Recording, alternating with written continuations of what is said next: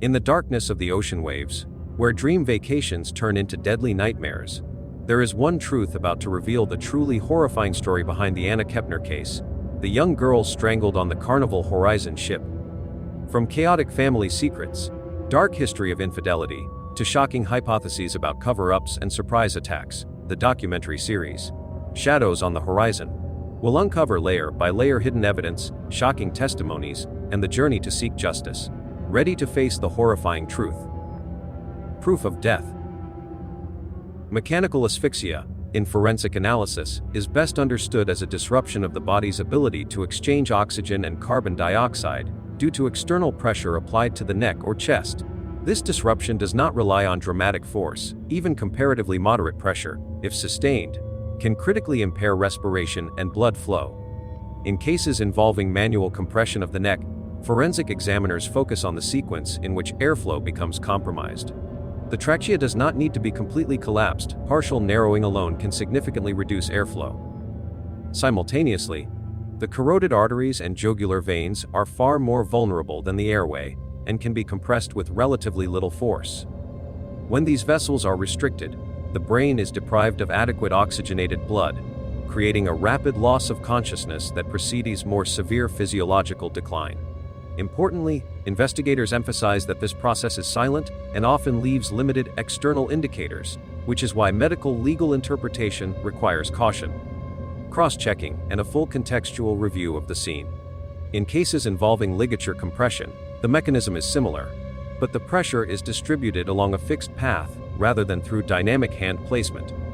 A ligature does not need to produce deep marks to be effective. Forensic literature documents situations where minimal external injury was present despite clear internal signs of compromised circulation. The forensic examiner considers not only the neck structures, but also the positional circumstances, whether the body's own weight contributed to pressure, whether the ligature was anchored, and whether any obstruction of the chest cavity played a contributing role.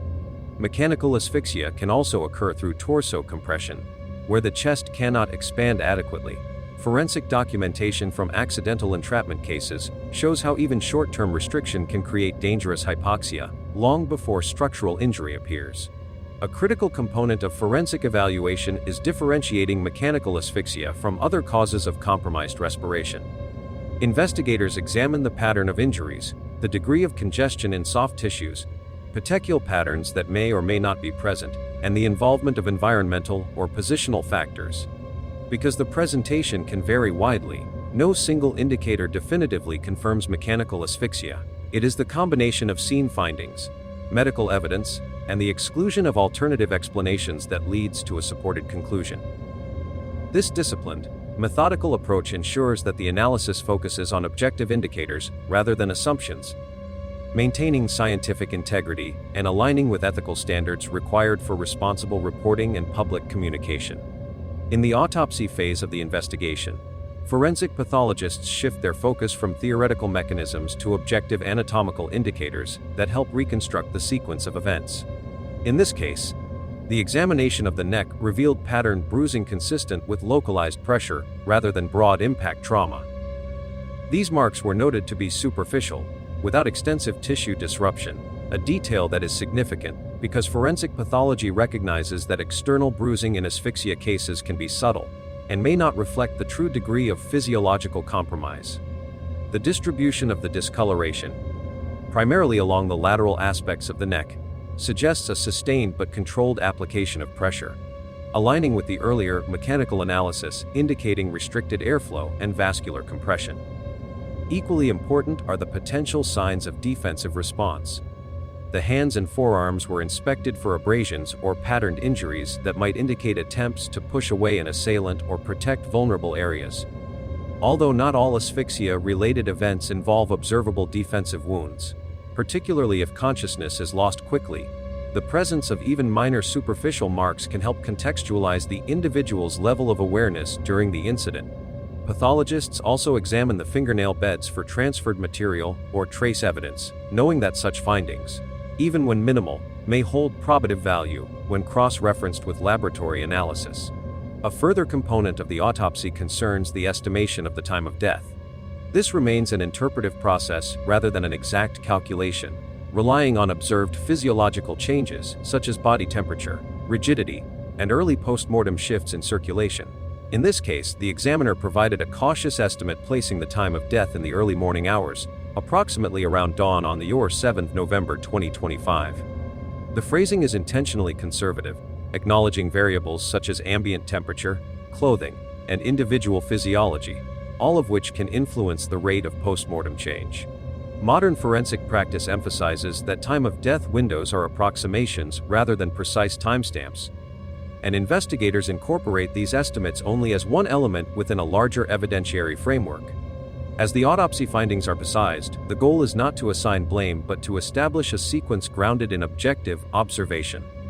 Each bruise, abrasion, or physiological indicator functions as a data point contributing to the broader reconstruction. By combining scene analysis, medical findings, and exclusion of alternative causes, investigators can move closer to a supported forensic narrative that withstands scientific scrutiny and aligns with responsible, ethical communication standards. When the findings are compared with similar incidents that have occurred aboard cruise ships, a recurring pattern emerges. The inherent mobility and operational structure of these vessels introduces unusual obstacles for evidence preservation. Cruise ships function as self-contained environments with thousands of passengers and crew members, dozens of access points, and constant movement across international waters. In past investigations, this mobility has complicated the establishment of a reliable timeline, as the vessel may already have traveled significant distances, or even crossed jurisdictions, before the event is recognized as a potential crime. As a result, investigators often encounter contaminated or altered conditions not out of intent, but because routine activities continued unknowingly. Cabins were cleaned, hallways mopped, linens replaced, or public areas reorganized in preparation for the next phase of the voyage. Forensic comparison studies highlight that even subtle environmental factors aboard a ship can interfere with trace evidence. Vibrations from engines, structural movement from waves, and constant foot traffic across shared corridors can disturb particulate evidence or microtraces that on land would remain relatively stable. Additionally, the ship's built-in ventilation systems create continuous air circulation that can disperse fibers, skin cells, or other low-density material before investigators ever reach the location. These challenges have been documented in several maritime forensic reviews, emphasizing that vessel crews, though trained in safety and emergency response, are not typically trained in crime scene preservation, leading to well-intended but counterproductive actions. Another complication involves access control. Unlike a fixed residence or private property, cruise ship cabins and adjoining areas are routinely entered by staff for maintenance, housekeeping, and wellness checks. In prior maritime cases, this routine access inadvertently introduced additional fingerprints, shoe impressions, or secondary transfer that made it more difficult to isolate relevant evidence. Even the simple act of opening a balcony door or adjusting a curtain can change airflow patterns or displace trace material. Investigators must therefore rely heavily on photographic documentation from the earliest possible moment, security system metadata, keycard logs, and statements from crew members who interacted with the area before authorities were notified. The broader implication of these maritime comparisons is that investigators must adapt their approach to the realities of a mobile crime scene. Rather than expecting pristine conditions, forensic teams prioritize reconstruction using digital records, controlled interviews, and environmental modeling to compensate for the dynamic nature of the setting.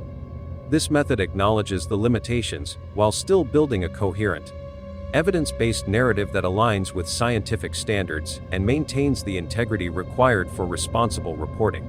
As investigators move from autopsy documentation to the formal death certificate, the classification of the manner and mechanism of death becomes a central reference point for both legal and forensic proceedings.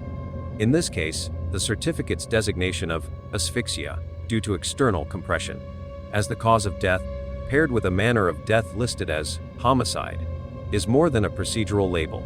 It reflects the medical examiner's assessment that the physiological mechanism, interruption of airflow or circulation, could not be reasonably attributed to natural disease processes, accidental positioning, or self-inflicted actions.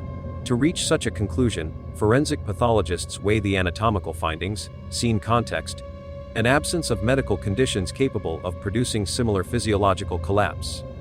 This determination does not identify a perpetrator. Rather, it confirms that the fatal process resulted from another person's actions, whether deliberate or reckless, thereby shaping the investigative framework moving forward. However, the subsequent decision by the family to cremate the remains introduces significant constraints on the scientific avenues available. Cremation, once performed, eliminates the possibility of secondary or follow-up examinations, including advanced imaging, re-evaluation of soft tissue findings, or sampling for specialized toxicology tests that may not have been prioritized during the initial autopsy. In complex cases, especially those involving asphyxia, where external signs may be minimal, the ability to revisit the body can be crucial for clarifying ambiguous findings, resolving conflicting interpretations, or responding to newly emerged investigative questions. Without the remains, investigators must rely entirely on existing documentation, photographs, microscopic slides, preserved samples, and the pathologist's contemporaneous notes. Forensic literature underscores that cremation does not invalidate an investigation but shifts its emphasis. The integrity and completeness of early documentation become paramount, as these materials serve as stand-ins for the physical evidence that is no longer available. In some past cases, missing or incomplete photographic records made it difficult to defend or reinterpret conclusions years later when new witnesses, digital evidence, or comparative analysis surfaced. As a result, modern best practices stress the need for exhaustive documentation before any irreversible disposition of remains, especially when the manner of death is ruled a homicide.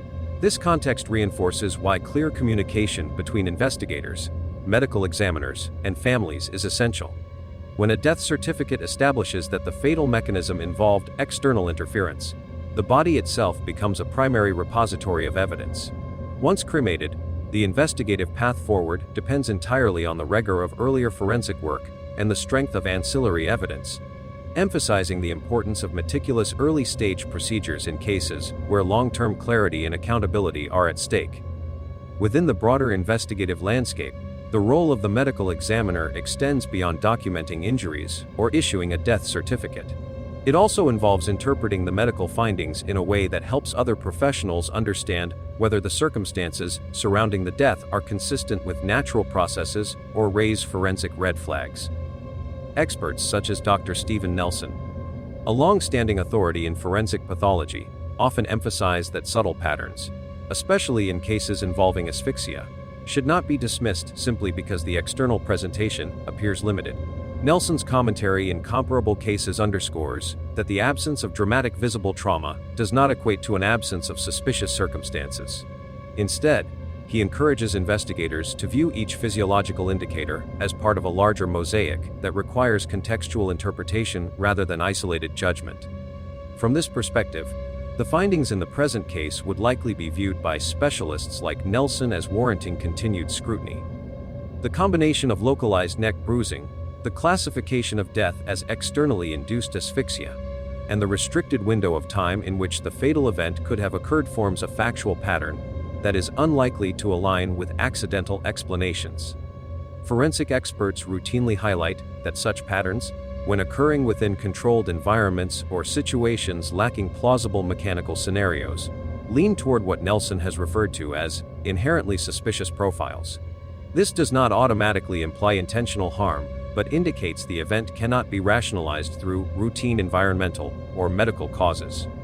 Furthermore, medical examiners play a critical bridging role between scientific analysis and investigative decision-making. Their interpretation often influences whether law enforcement treats a case as a potential crime from the outset or continues to explore alternative explanations.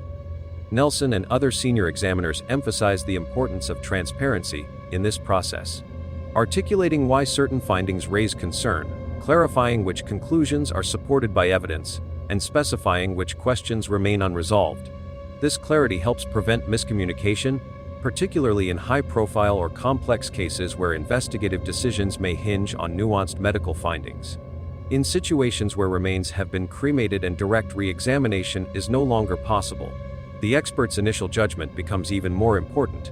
Nelson's framework encourages investigators to rely on robust documentation, interdisciplinary collaboration, and a careful evaluation of scene circumstances, rather than assuming benign explanations. This approach aligns with the larger forensic philosophy that potential wrongdoing should neither be presumed nor prematurely dismissed. Instead, it should be evaluated systematically, guided by the observations of trained medical professionals, whose expertise positions them to identify patterns that might otherwise remain overlooked. Circumstantial evidence. From an investigative standpoint, the behavioral history of the 16-year-old stepbrother becomes a relevant contextual element, not because age alone implies wrongdoing, but because pre-incident patterns can illuminate whether certain interactions carried warning signs that merit further scrutiny. In the months preceding Anna's death, several witnesses described the boy's behavior as increasingly focused on her in ways that exceeded typical sibling dynamics. According to interviews and digital communication logs reviewed by investigators, he frequently initiated unexpected or prolonged contact through FaceTime, messaging apps, and shared household interactions. While none of these actions, in isolation, constitutes criminal conduct, forensic behavioral specialists note that persistent and unilateral attempts at attention, especially when not reciprocated, may form part of a pattern indicating developing fixation. The digital review conducted by investigators showed repeated communication attempts at unusual hours, often without clear purpose beyond seeking Anna's availability. Friends of the household also recalled instances in which he appeared unusually attentive to her routines, asking about her schedule or whereabouts even when such information was unrelated to shared responsibilities. Behavioral experts emphasize that, for adolescents, blurred boundaries are not uncommon, but the combination of heightened attentiveness, disproportionate emotional reactions when access was restricted, and subtle attempts to isolate interactions can collectively signal a problematic dynamic. These observations informed investigators' decision to examine his behavioral history more closely, not as a presumption of guilt, but as a means of understanding relational tensions within the home. Additionally, the timeline reconstruction placed the stepbrother in close proximity to Anna in the days before the incident. Investigators reviewed device data, door camera timestamps, and witness statements to determine whether any interactions occurred that might contextualize his earlier communications. What emerges is not a definitive causal link, but a profile of a teenager who, based on available interviews, appeared increasingly preoccupied with Anna. Forensic psychologists, consulted in similar cases, stress that adolescent fixation does not always escalate, but its presence can complicate interpersonal environments, especially in blended families where boundaries may be inconsistently reinforced. It is crucial to note that fixation alone is not proof of wrongdoing. Rather, it highlights relational dynamics that may help investigators understand stressors, conflicts, or overlooked warning signs in the days leading to the event. By documenting these patterns carefully, and without assumption, investigators maintain an objective analytical framework, recognizing that behavioral context can inform but should never predetermine conclusions.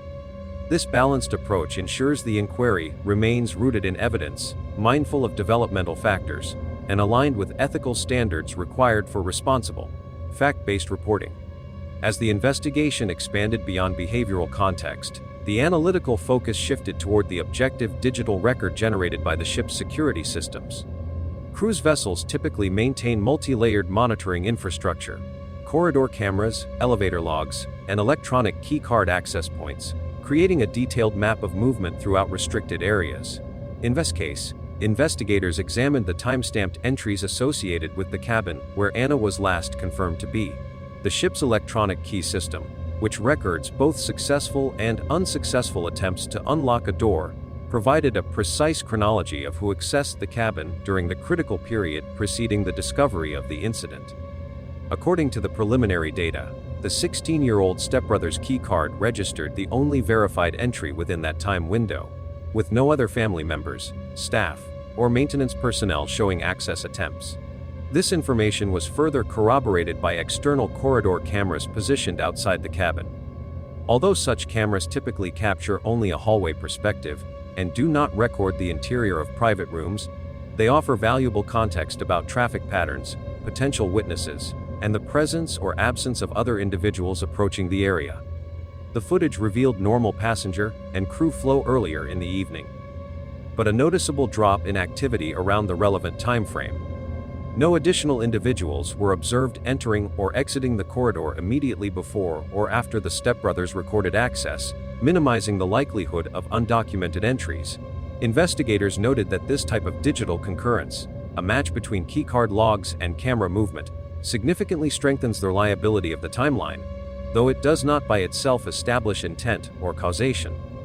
Importantly, forensic analysts emphasize that card access data identifies keycard usage, not necessarily the person physically holding the card.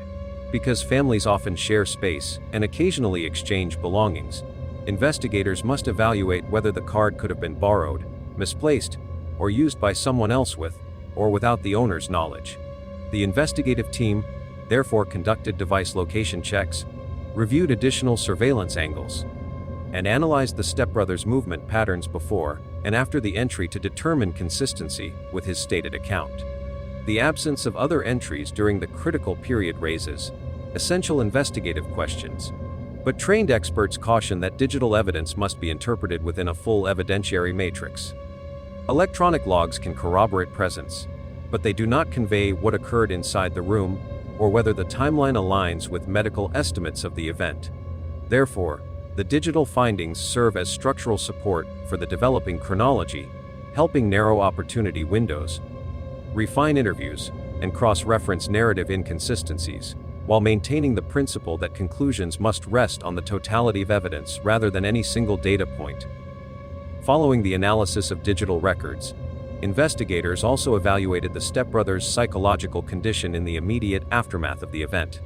According to case notes and statements from medical staff, he exhibited signs of acute emotional distress, behavior that, while not unusual after a traumatic household incident, required clinical intervention.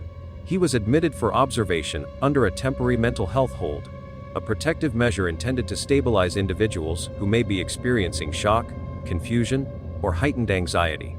Forensic specialists caution that such responses should never be interpreted as indicators of culpability. Adolescents, in particular, may display intense emotional reactions when confronted with crisis situations, regardless of their involvement or lack thereof. The decision not to arrest the minor at this stage reflects established legal principles governing juvenile investigations.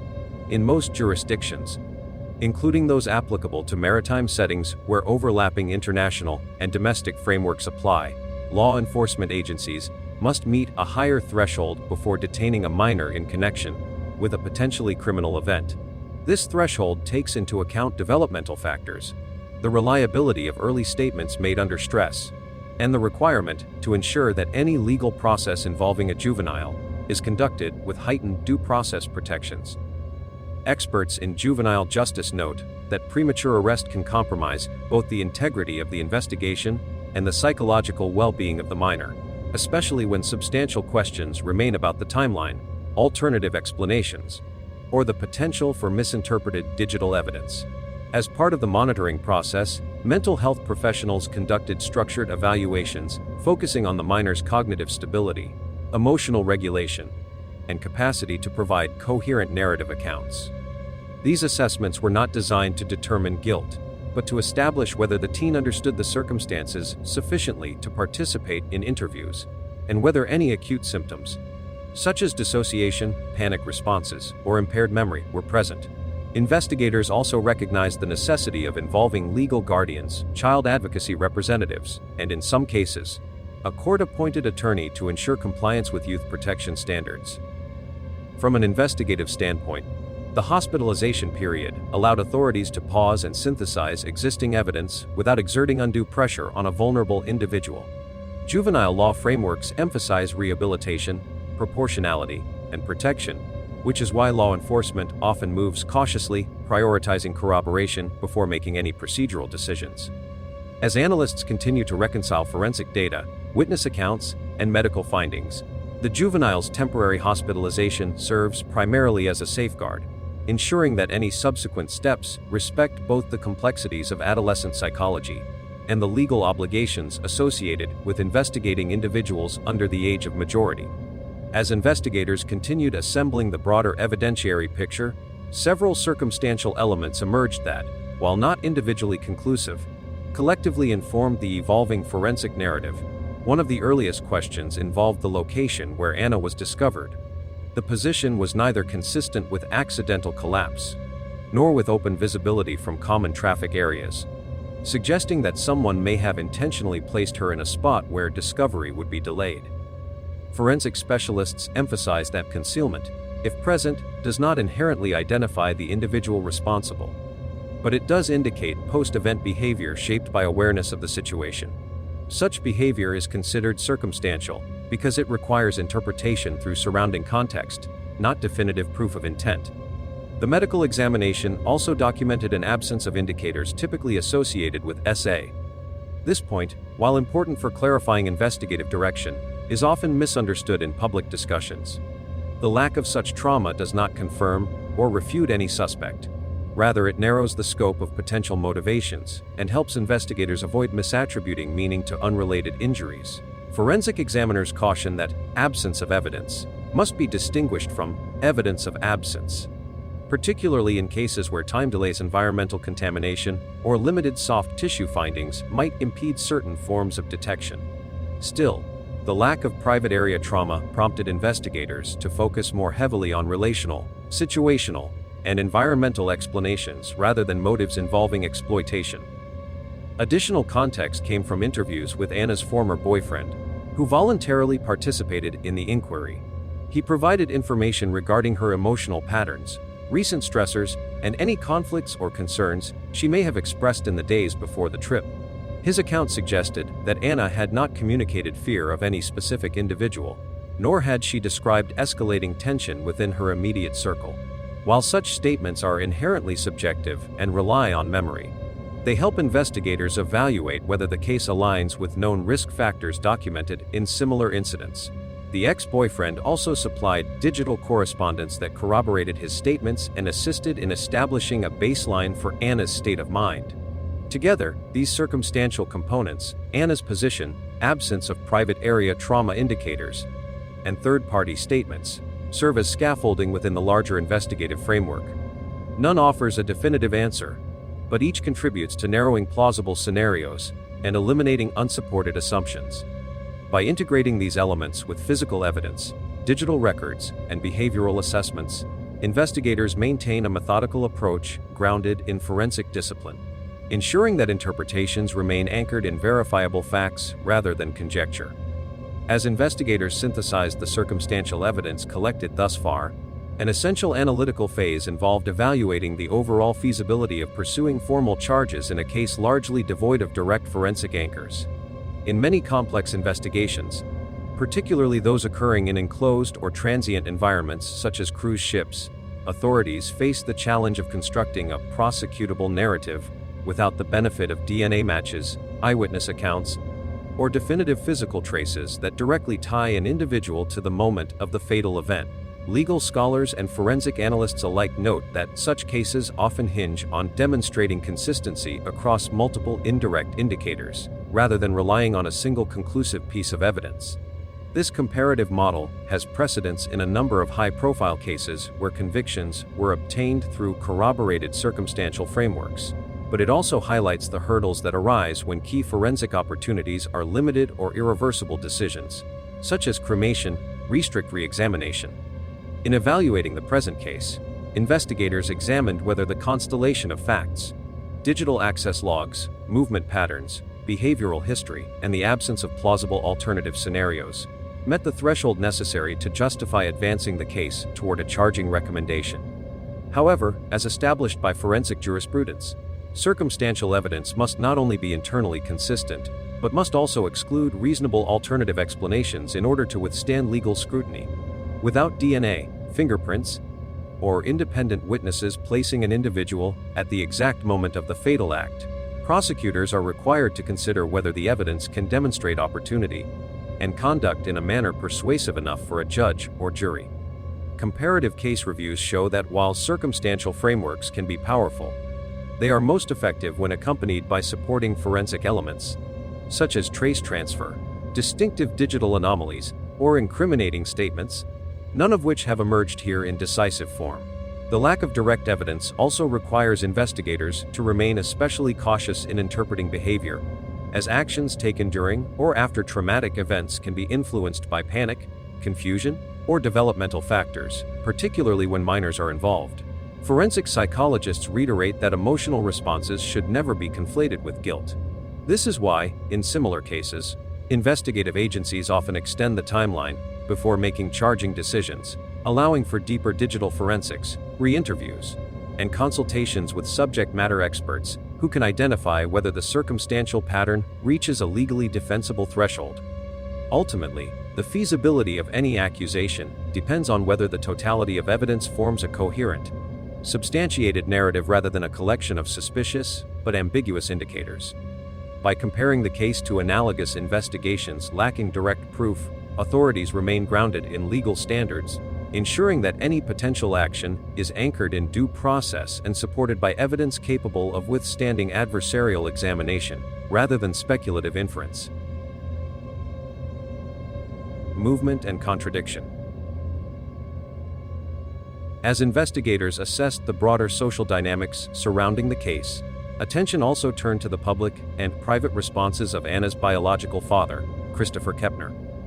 His statement that someone would have to face the consequences drew significant attention, not because it introduced new evidence, but because familial reactions often shape public perception and inform investigative interviews about underlying tensions.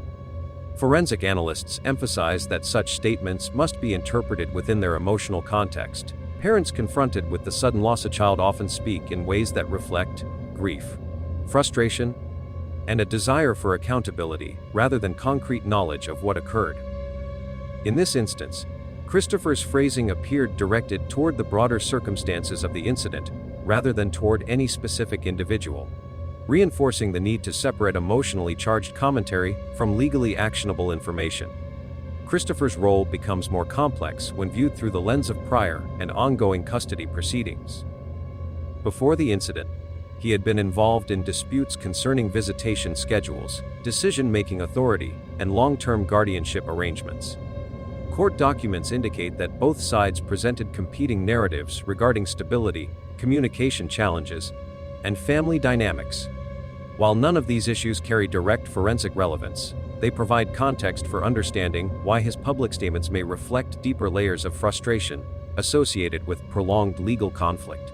Family law experts consulted in similar cases caution that high-conflict custody environments can amplify emotional responses and interpret investigative developments, often leading to strong statements that should not be misconstrued as evidence. From an investigative standpoint, Christopher's participation in interviews focused primarily on reconstructing Anna's recent emotional state, her relationship dynamics, and any concerns she may have raised before the cruise. Detectives characterized his cooperation as procedural and consistent with what is typically expected from a parent seeking clarity.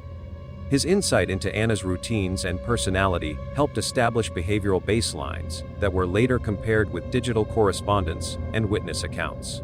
Importantly, none of his statements introduced new accusatory claims. Instead, they contributed contextual material used to assess whether the circumstances aligned with known risk factors.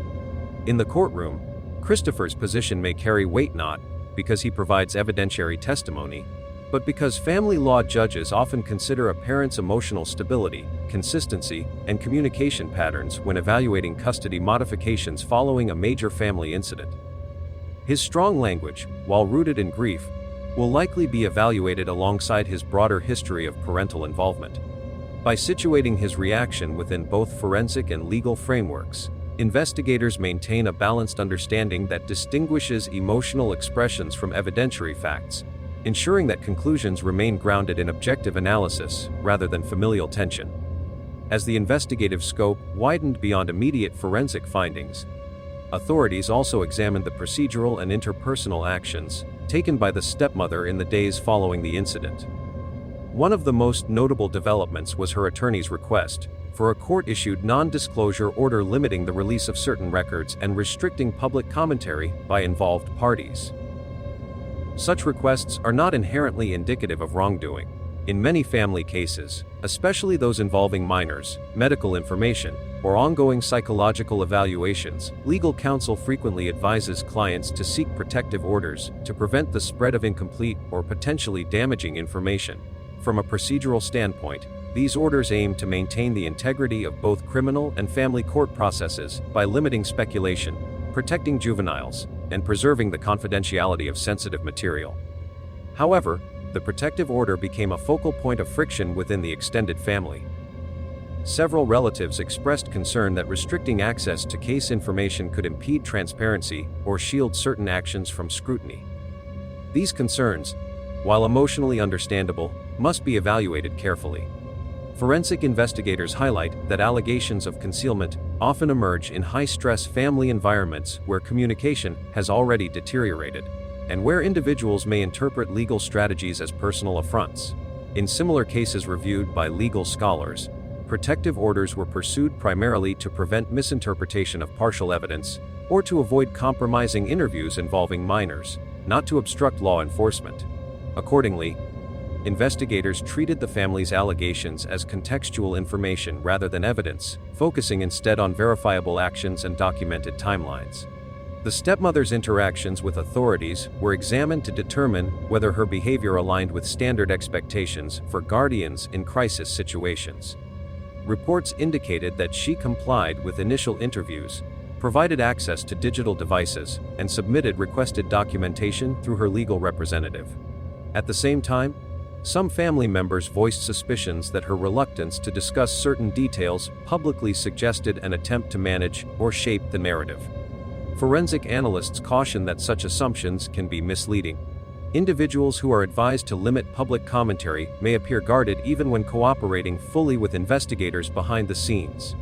In assessing her role, investigators relied on demonstrable facts rather than interpersonal accusations. They reviewed her timeline, communications, and any actions taken immediately after the incident to determine whether they were consistent with protective instincts, legal advice, or deliberate obstruction. At this stage, there was no conclusive evidence supporting claims of concealment, underscoring the need to separate emotional reactions from verifiable forensic findings. This measured approach ensures that the investigation remains grounded in objectivity, protecting both the integrity of the case and the rights of all involved parties. In the aftermath of the incident, investigators also noted the emotional testimonies shared by Anna's aunt and grandmother, perspectives that, while not evidentiary in the forensic sense, provide meaningful insight into the family's understanding of her final moments. Both women described Anna as someone who fought to stay alive, a phrase reflecting their belief in her resilience rather than first-hand knowledge of the event. Forensic specialists stress that such statements often arise from grief-driven attempts to make sense of an abrupt loss, and therefore must be interpreted as expressions of sentiment, not factual accounts of the circumstances aboard the ship.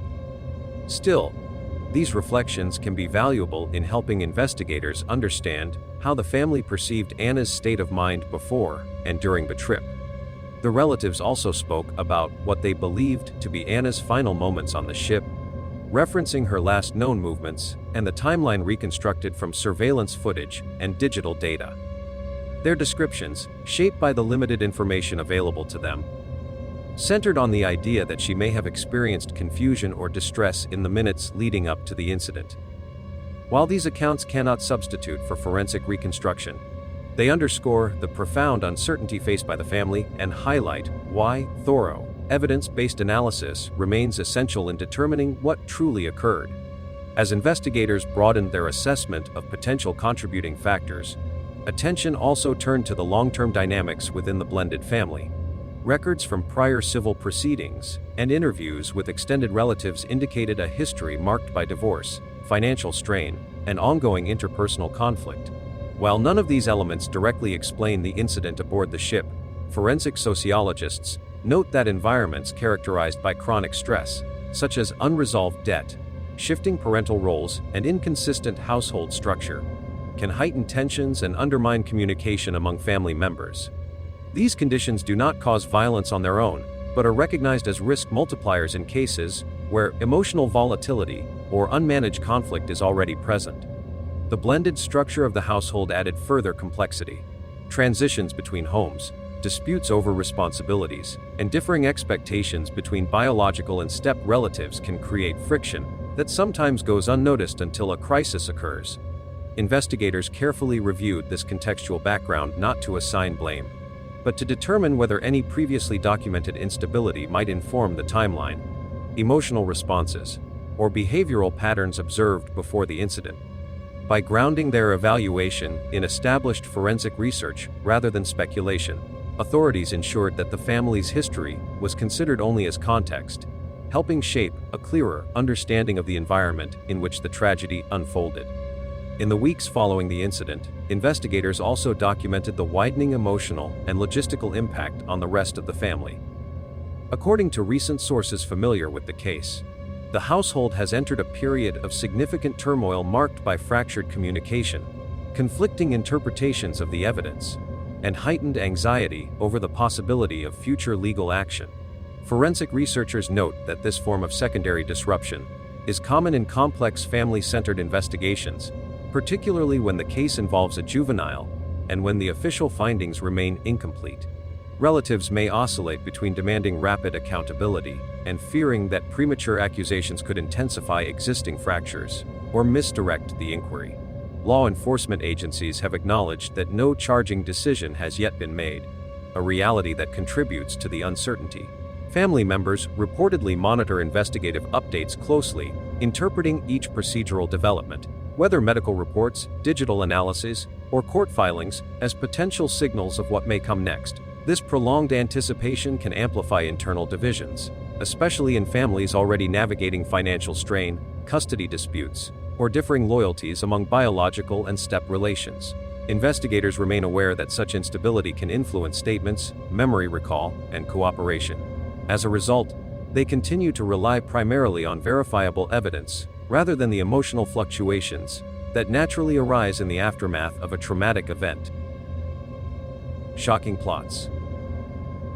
As investigators continued to assess possible contributing motives, behavioral specialists examined whether emotional fixation, jealousy, or impulsive anger could have played a role in the sequence of events.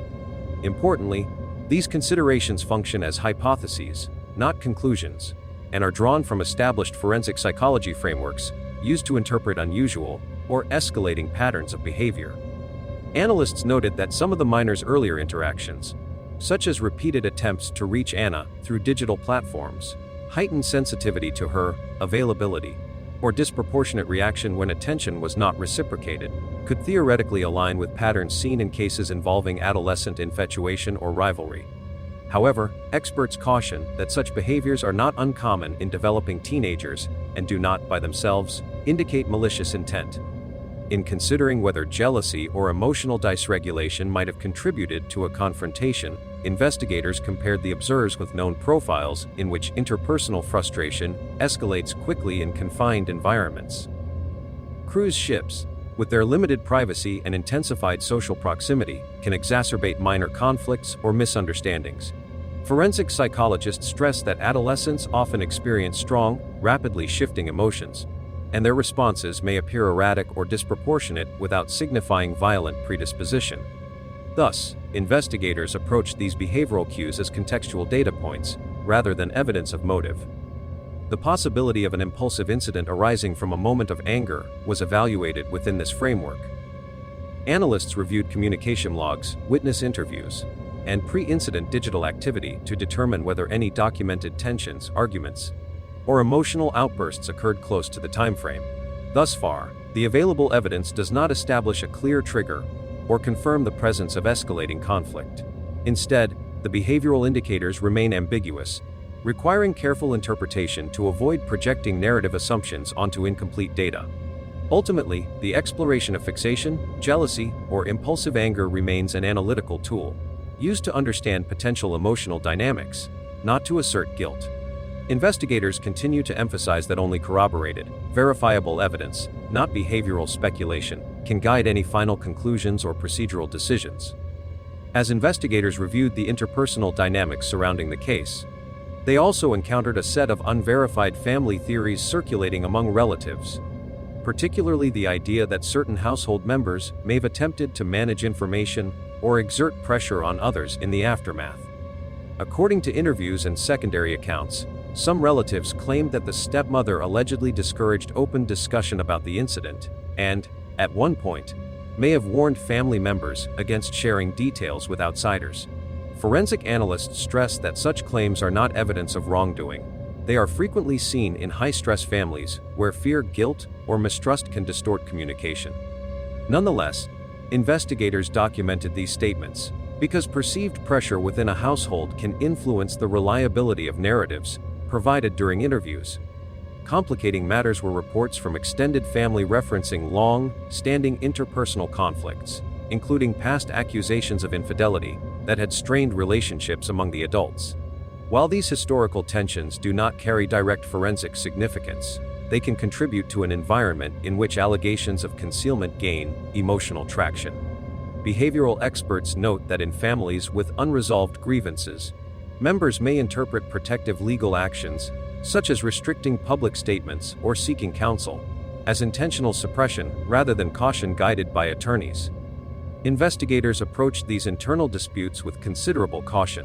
Theories of family-level cover-up, while common in emotionally charged cases, require clear evidence to be taken beyond speculative context. At present, there is no confirmed documentation showing coordinated obstruction or deliberate suppression of material. Instead, what emerges is a portrait of a family grappling with fear, guilt, and conflicting loyalties while under intense scrutiny. Recognizing this, investigators focused on verifiable data rather than interpersonal accusations, ensuring that conclusions remain grounded in objective findings rather than the emotionally driven narratives often produced during traumatic crises. As the investigative team continued examining potential mechanisms consistent with the medical findings, one theoretical scenario, raised by forensic consultants, involved the possibility of a controlled neck compression technique, sometimes referenced in martial arts contexts. Experts describe this not to suggest proficiency or training on the part of any individual, but to clarify that certain forms of focused pressure, such as what some practitioners refer to generically as a bar-style hold, can produce airflow restriction or vascular compression without requiring extensive strength or leaving dramatic external injuries. Importantly, investigators emphasized that the term is used in a descriptive rather than instructional sense, helping distinguish accidental contact from more deliberate forms of applied pressure. Forensic pathologists noted that specific patterns, such as narrow, localized bruising along the lateral neck or signs of controlled directional force, can, in rare cases, resemble the effects seen when someone uses a structured hold rather than chaotic struggling. However, these characteristics are not exclusive to martial arts techniques. They can also arise from improvised pressure during a moment of panic or from unintentional force applied during a physical altercation. Because of this ambiguity, investigators avoid attributing any specialized knowledge unless corroborated by admissions, digital evidence, or documented training history. Behavioral analysts further explained that the presence of such a pressure pattern, if confirmed, would primarily indicate intentional contact, rather than accidental positioning, but it would not clarify motive, emotional state, or whether the act was impulsive or premeditated. This distinction is essential to avoid overinterpreting biomechanical findings. At this stage, the concept remains one of several theoretical models used to understand the mechanics of the injury. By framing the discussion around known forensic patterns rather than specific combat disciplines, investigators ensure that the analysis remains neutral, avoids attributing unsupported expertise, and aligns with ethical reporting standards that prohibit detailed or instructional descriptions of harmful techniques. As investigators sought to eliminate alternative explanations, they also reviewed several secondary theories circulating both within the family and across social media. One early hypothesis suggested that Anna may have fallen from a balcony or slipped during movement between cabin areas. However, the ship's surveillance system, covering corridors, balcony access points, and exterior decks, showed no visual evidence of a fall, abrupt movement, or any individual entering hazardous areas during the relevant time frame. In addition, forensic examiners found no injuries consistent with high-impact descent, further reducing the plausibility of this scenario. Another theory involved the possibility of an unknown third party entering the cabin. This, too, was systematically examined. The electronic key card system registered no unauthorized entries, and hallway cameras showed no unidentified individuals approaching or leaving the vicinity around the critical window. Maritime investigators noted that cruise ships maintain controlled access corridors and staff-only zones, making undetected movement extremely unlikely. As a result, the stranger intrusion theory was formally deprioritized. Online discussions introduced a more speculative narrative involving symbolic or ritualistic elements, fueled largely by misinterpretations of partial information, stylized imagery, or references disconnected from the actual evidence. Forensic analysts stress that such symbolism-based speculation has no investigative value and can distract from legitimate lines of inquiry. None of the physical findings, digital records, or statements from witnesses contained indicators supporting ritual motives or symbolic staging. By systematically addressing and eliminating these peripheral theories, investigators reinforced the importance of grounding conclusions in verifiable data rather than conjecture amplified through social media. This process does not narrow the case to a single explanation, but ensures that only scenarios supported by evidence remain under consideration, maintaining analytical discipline while reducing the noise that often accompanies high-profile or emotionally charged investigations. As investigators moved toward assessing the overall feasibility of various theories, they compared the developing case profile with those of other true crime investigations that similarly lacked direct evidence, relied heavily on digital timelines, or unfolded within confined environments, such as cruise ships, resorts, or blended family households. In many of these cases, seemingly compelling narratives emerged early, only to unravel once forensic findings, timeline reconstruction, or witness interviews clarified inconsistencies. Analysts pointed to well-known examples where premature assumptions, whether centered on a family member, a stranger, or an accident, initially shaped public opinion, but ultimately proved incompatible with verified evidence. These comparisons highlight the importance of resisting narrative momentum and focusing instead on the slow, methodical accumulation of corroborated facts. This case, like many before it, has drawn significant attention online, where speculation often spreads faster than formal findings. Investigators are acutely aware that incomplete information, emotional commentary from relatives, and the ambiguity inherent in circumstantial evidence create fertile ground for misinformation. In past investigations, viral theories have pressured families, confused timelines, and even influenced potential witnesses' recollections. For this reason, forensic communicators emphasize the need for transparency balanced with caution, releasing only information that has been verified while withholding details that could be misinterpreted or distort the public narrative. Given these risks, analysts reinforce that case feasibility must be evaluated based solely on evidence that meets legal standards, not the popularity of online theories or the emotional pull of particular narratives. Whether examining access control data, behavioral patterns, or forensic findings, each element must withstand independent scrutiny rather than relying on cumulative speculation. By grounding the analysis in documented fact and contextualizing it within lessons learned from similar true crime cases, investigators work to ensure that the inquiry remains focused, impartial, and resilient against the distortions commonly produced by misinformation in the digital age. Witness. As investigative agencies continued refining the timeline and assessing the procedural scope of the inquiry, expert commentary from outside specialists helped contextualize why complex cruise ship cases often progress more slowly than public expectations. Maritime attorney Marcus Spagnoletti, whose practice frequently involves incidents occurring in international waters, emphasized that extended investigation periods are not unusual. In his analysis, the overlap between maritime law, flag state jurisdiction, and local authorities can create multi-layered procedural requirements that delay access to digital archives, crew rosters, or maintenance logs. Spagnoletti noted that evidence such as key card metadata, engine room timestamp systems, and shipboard Wi-Fi logs may require coordination with third-party vendors, which adds processing time. From a forensic standpoint, this slow pace does not indicate investigative reluctance, but reflects the logistical reality of collecting and authenticating records generated aboard a vessel operating across multiple jurisdictions.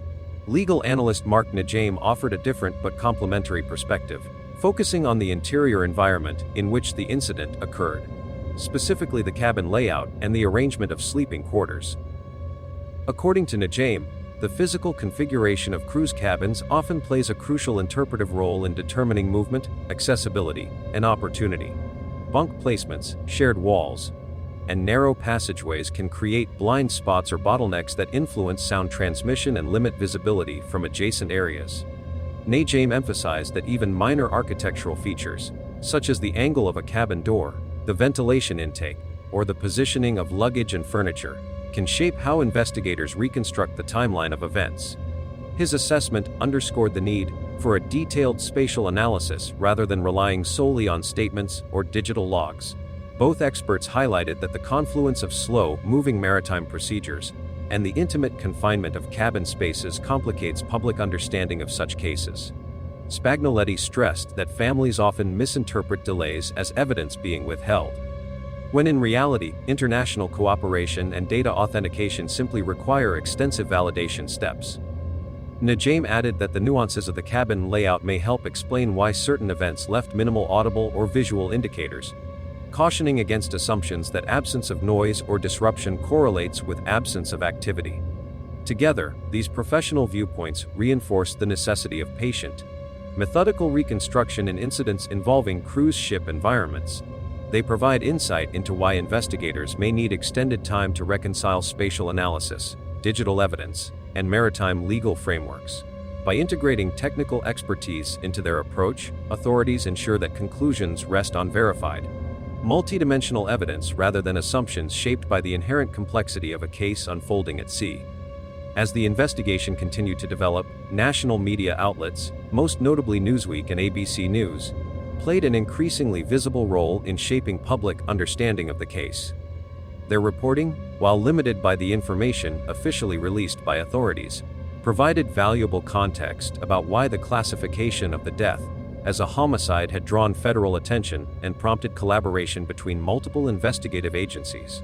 Newsweek highlighted that the shift toward a homicide designation did not automatically imply that investigators had identified a suspect.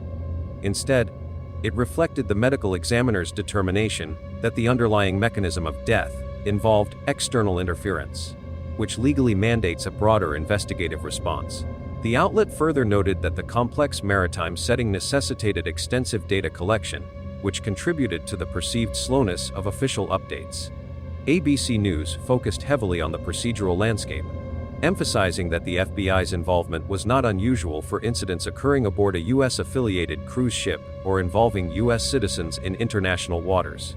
According to their reporting, the FBI's role was primarily twofold: coordinating evidence retrieval that required interstate or international processing, and supporting local or maritime authorities in handling digital forensics, ship-wide interviews, and jurisdictional questions. Their coverage underscored that federal agencies often collaborate in a consultative capacity, rather than assuming full control, especially when local law enforcement or the Coast Guard retains primary authority. Across both outlets, analysts pointed out that high-profile maritime cases tend to suffer from information vacuums, which can amplify speculation if not counterbalanced by frequent, accurate updates. ABC News referenced similar past investigations where early public narratives diverged significantly from the eventual findings, cautioning that the combination of emotional family statements and limited public disclosures often leads to incomplete or misleading interpretations. Both networks reiterated that investigators were obligated to verify each piece of data, including camera footage, keycard records, and electronic logs, before releasing conclusions, which explained the minimal official commentary during critical early periods.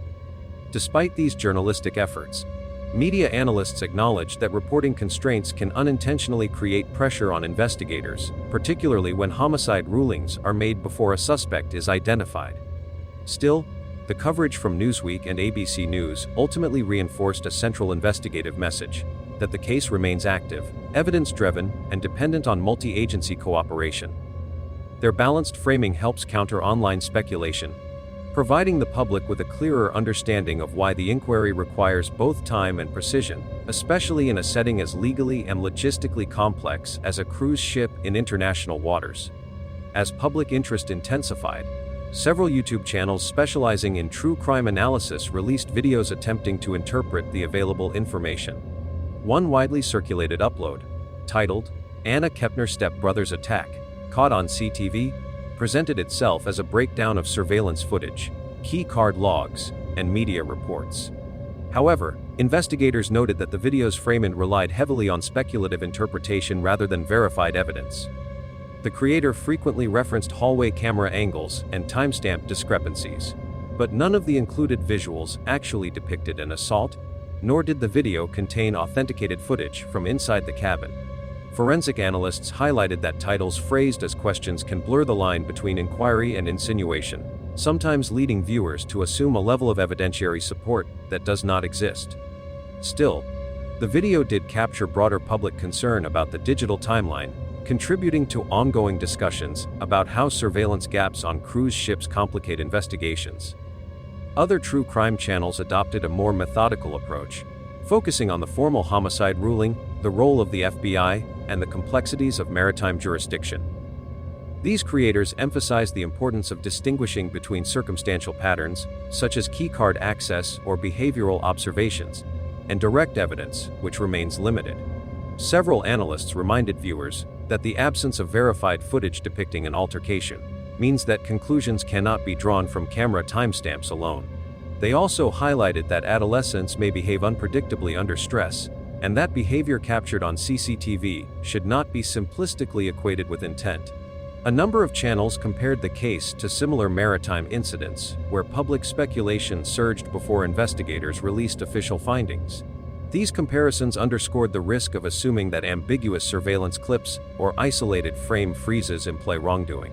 Experienced legal commentators on YouTube echoed this caution, explaining that cruise ship CCTV systems often record in narrow fields of view, are motion-activated, or are positioned to monitor corridor traffic, not the interior of cabins, making interpretation difficult without contextual data. Despite the variability in quality, the collective output of these channels shaped online discourse in significant ways. Some videos inadvertently amplified unverified narratives, while others attempted to counter misinformation by clarifying what is known, what remains unconfirmed, and why investigators continue to treat the case as open. Across the spectrum, creators repeatedly emphasized that the homicide classification indicates mechanism, not suspect identification, and that any conclusions must ultimately rest on forensic evidence rather than trending speculation. This range of coverage reflects the broader digital environment surrounding high-profile cases, one where public curiosity, partial facts, and cautious expert commentary coexist, requiring investigators to work against the momentum of viral narratives while maintaining the integrity of the official inquiry. As the case gained traction beyond traditional news outlets, conversations on media socials expanded rapidly, creating a parallel narrative ecosystem that investigators had to monitor cautiously. On X, users dissected every available detail, from keycard timestamps to perceived inconsistencies in media statements, often blending confirmed information with unverified assumptions. Posts originating from extended family members unintentionally amplified this effect. For example, a relative's expression of frustration over delayed investigative updates was widely shared, with many users interpreting the comment as an implicit accusation despite no factual basis for such a conclusion. Forensic communication specialists note that emotionally charged posts frequently become catalysts for misinformation, especially when they are taken out of context or reshaped into speculative threads. TikTok further accelerated this dynamic through short-form videos that prioritize dramatic framing over evidentiary nuance. Some creators reenacted timelines using animations or staged cabin layouts, while others connected isolated details, such as behavioral observations or earlier family disputes, to broader theories without acknowledging evidentiary gaps. Although a handful of TikTok analysts aim to provide balanced summaries, their videos often competed for visibility against more sensational interpretations. Investigators have encountered similar patterns in prior cases, where viral content inadvertently influenced public expectations, created pressure on law enforcement, or distorted witness recollections through repeated exposure to speculative claims. Despite these challenges, social media also offered insight into public perception and highlighted areas of confusion that investigators could address through clearer communication. Analysts stressed that posts from family members should be viewed as emotional responses rather than factual disclosures, and that trending theories, no matter how widespread, must be assessed against verified evidence rather than online consensus. By recognizing both the risks and the informational value of social media discourse. Investigators work to maintain an evidence-driven approach while mitigating the distortive effects of viral speculation. As investigators work to navigate the growing volume of digital speculation, a parallel concern emerged regarding the broader media environment and its ability to shape public perception long before any official charging decision was made. In high-profile cases, particularly those involving minors, blended families, or restricted crime scenes such as cruise ships, the media often becomes the public's primary source of information, even when only fragments of the factual record are available. Analysts noted that early headlines emphasizing homicide ruling, mysterious circumstances, or family turmoil can create an implicit narrative framework that audiences internalize as more definitive than the underlying evidence supports. This framing effect is not necessarily intentional. Journalists must balance public interest with responsible reporting, yet limited access to forensic findings and ongoing legal constraints can result in coverage that highlights ambiguity rather than clarity. Furthermore, when mainstream media reports are echoed and interpreted through commentary channels, social platforms, and independent creators, the original nuance may be lost. Media scholars cite this as a common pattern in true crime ecosystems. The first wave of reporting sets the tone, the second wave amplifies selective elements, and the third wave, often user-generated content, transforms incomplete information into perceived consensus. In such environments, even neutral descriptions of investigative delays or procedural steps can be misinterpreted as signs of controversy or cover-up. For investigators, maintaining objectivity requires disentangling credible leads from narratives shaped by repetition rather than evidence. Officials must also remain aware that public opinion, once solidified, can complicate witness cooperation, influence interview dynamics, or create external pressure that risks distorting the investigative process. By acknowledging the media's powerful role, while reaffirming a commitment to evidence-based conclusions, investigators emphasize that formal accusations cannot, and should not, be driven by external narratives, but must instead rest on verifiable findings that withstand legal and scientific scrutiny.